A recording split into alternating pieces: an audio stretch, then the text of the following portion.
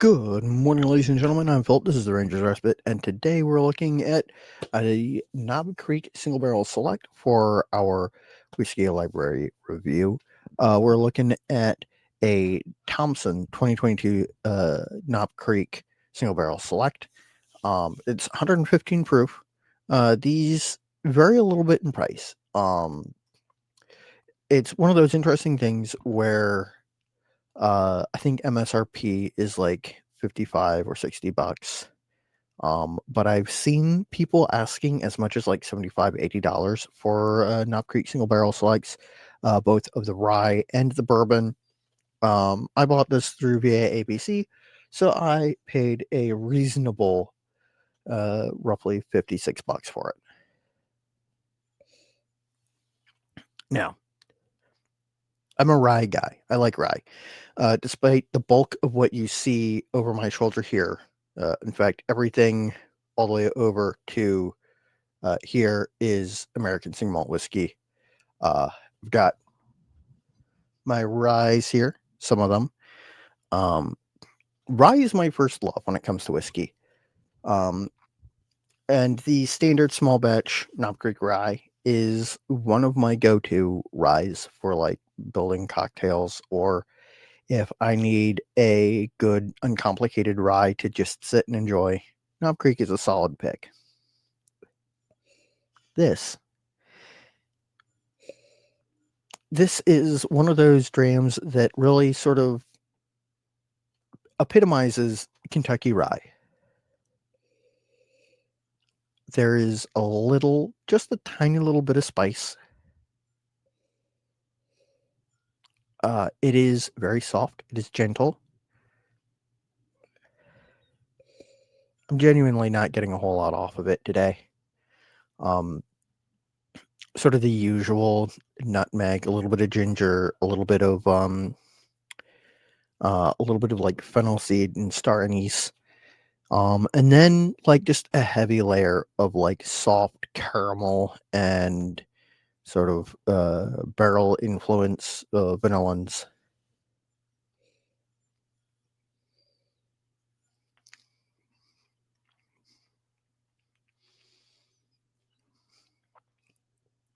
Comes awake on the palate a little bit.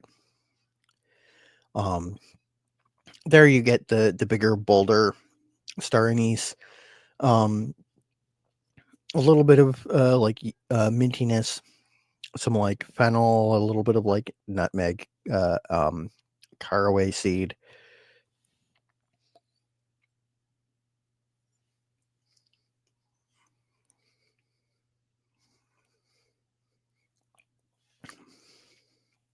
Just a little bit of barrel bitter tannins. It is a little bit drying at this proof. Let's see, it was barreled in 2016, bottled in 2022, so it's about 6 years old. It's 6 years old in a couple of months. Warehouse W, floor 5, Rick 74. It is kind of cool that they give you all that information. It doesn't really mean a whole lot. Like you would have to spend a lot of time collecting these single barrel selects from all over the various Jim Beam rick houses.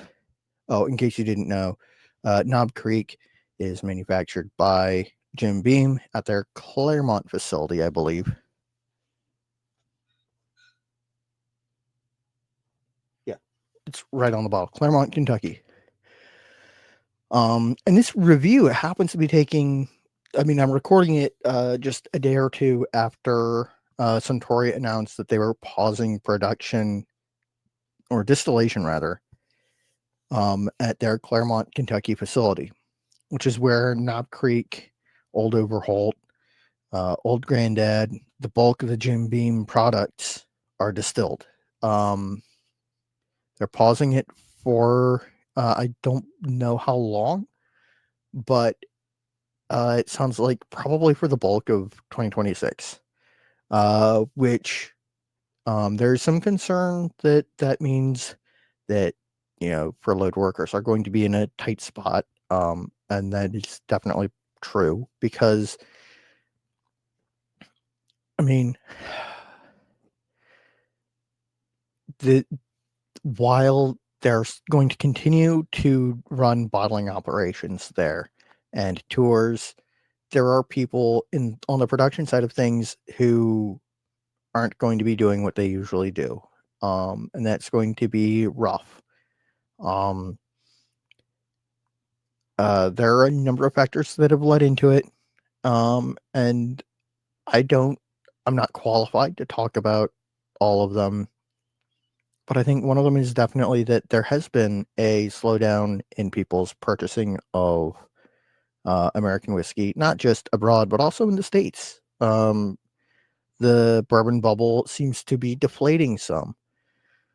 Um, People are looking at these supposedly very limited small batch releases and seeing that, there are lots on store shelves, and they aren't as willing to pay the large markups on them.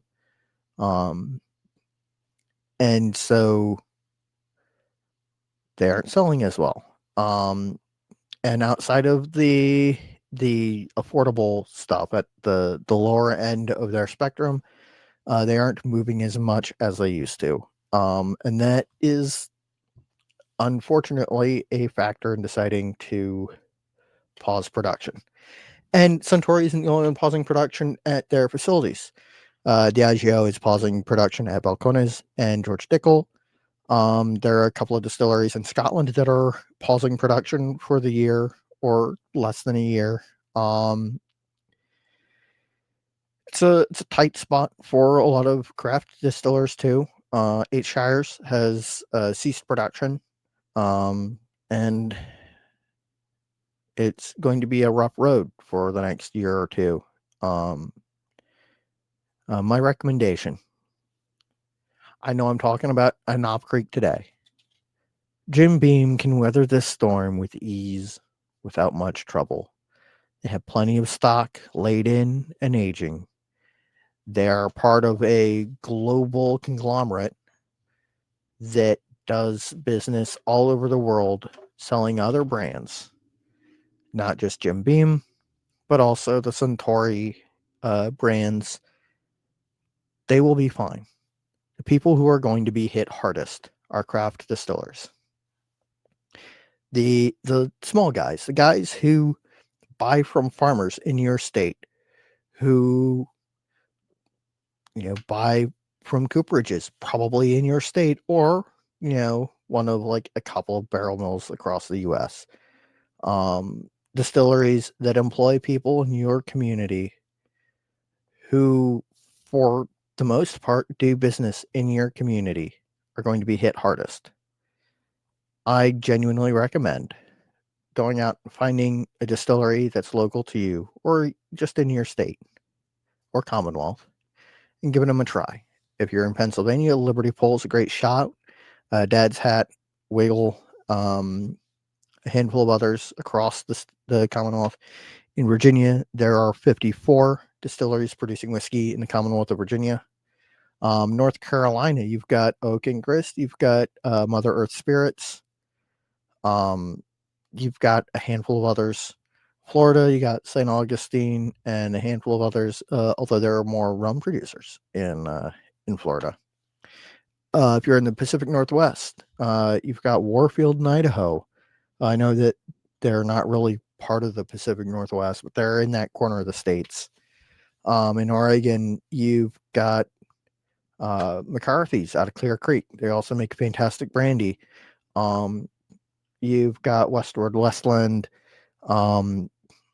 Copperworks. I mean, there are a bunch. In California, you've got St. George Spirits, Corbin Cash, a handful of others. In Minnesota, you've got J. Carver, you've got Black Frost. In Wisconsin, you've got a handful. For more about Wisconsin distilleries, go bug Freedom Malts. That's a germ. who also is one of the 3 co-hosts of Three Guys, One Grain. And I've gotten off on a tangent and spent like 10 minutes talking about how I want you to support craft distillers because they're the ones that are going to be struggling the most in the next year. But genuinely, like Knob Creek will always be there. Don't worry about Knob Creek. Go buy if you like rye, find a distillery near you that makes rye. It's worth supporting them. They employ people in your community. They buy grain from farmers near you, and you are their market. Go take a tour, try their whiskey. I guarantee you that especially if you go to multiple distilleries, try multiple distillery spirits, you will find something that you will enjoy. And it will be worth the time and effort. And you'll be helping them to continue to keep their doors open and to keep producing good American spirit. Now, let's come back to this a little bit. There's a faint grassy note on the very edges of this that I keep picking up on that isn't very strong.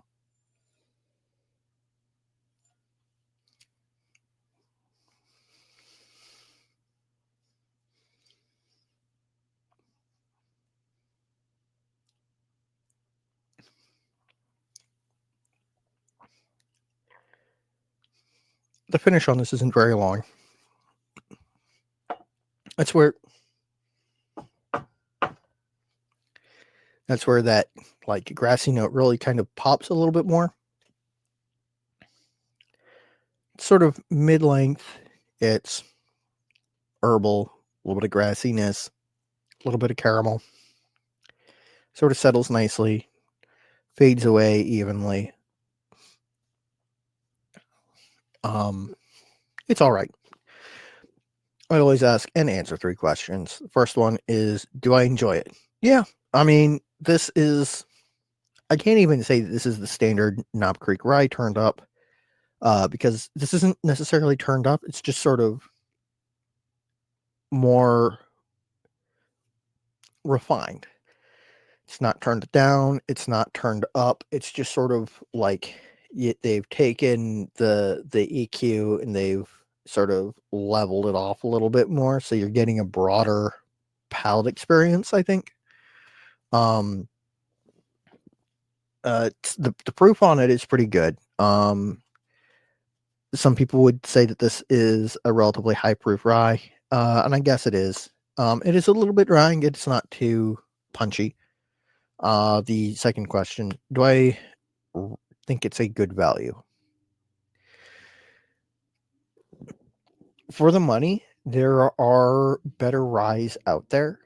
But if you are a fan of Knob Creek or the Kentucky Rye profile, this is a solid pick for a refined, very even keeled rye. I think that it is probably worth the money. Do I recommend it? Uh, it's rough because on one hand, yeah, I mean it's a perfectly fine rye. Their barrel selects tend to be very good. On the other hand, weirdly, I think I personally maybe prefer the regular small batch just a hair more. So like I recommend trying the small batch rye first and sort of going from there. Um, which kind of puts it in the eh category, but that's okay. Now I'm going to be taking Friday off this week. But on Saturday, I'm going to be doing another Lost Lantern Saturday, focusing on this beautiful McCarthy's. Absolutely gorgeous stuff. It's 10 years old. It's bottled by Lost Lantern, and I'm really looking forward to talking about it. But that said, let's roll. Let's spin the wheel and see what I'm doing next Wednesday. Because I do plan on doing a video next Wednesday. So I just gotta. There we go. Click HUD choice, so I don't roll it again, and then we'll spin and see what we land upon.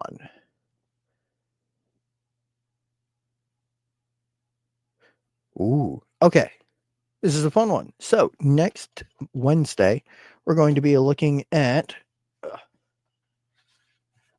Westland's one of Westland's old flagships, the Westland American Oak single malt whiskey. Uh, this is a good one.